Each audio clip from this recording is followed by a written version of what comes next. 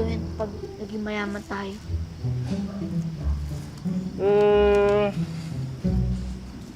Siyempre, bibili ng bagong damit. Bibili ng bahay na ganito kalaki. Bagong sasakyan. Tsaka siyempre, masasarap na handa sa Noche Buena. Ice cream, cake, fruit salad, at iba pa. At ako naman, fried chicken. Tsaka yung milk tea. Oh, sarap. Itaga mo yan sa bato, Josh. Kakaranas din tayo ng Noche Buena na maraming masasarap na pagkain. Hopefully, kuya. But how? Kahit ilang kalakal natin, di nga tayo makabili ng burger and fries. Kuya, look! Shooting star! Ang ganda pala sa totoong buhay. Akala ko sa libro lang natin makikita yan eh. Naalala mo, kuya, nung sabi ni nanay nung buhay pa siya, sabi niya, kapag daw nakita tayo na shooting star, mag-wish daw tayo, and it will come true. Sus, di naman totoo yan. There's no harm in trying. Sige, ikaw na lang, oh. Dali. Ba't ayaw mo kasi? I-wish mo din na magkaroon tayo ng maraming pera para makabili tayo ng maraming handa sa Noche Buena.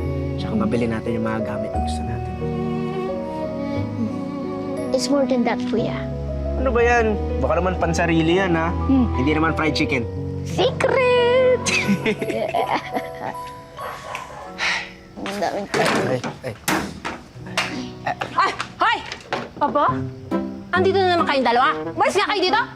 Aling Perla, you're selling your house? Wow! Maka-English ka naman. At mayordoma Perla. Hindi aling Perla, no? At yes, this house is for sale. Bakit? Bibilhin mo ba? Aling Perla!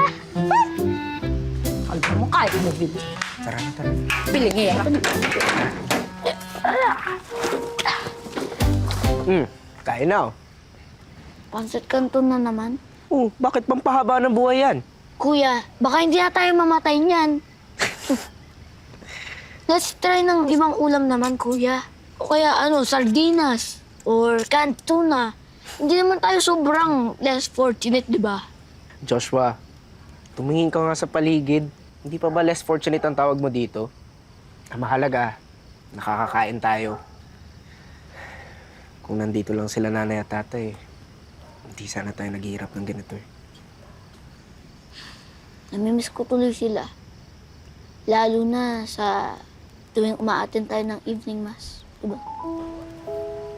Oo nga, no? Sa Sabado na simula ng simbang gabi.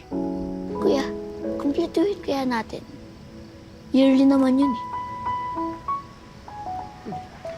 Ayun na. Kumain ka na. Mawala na init.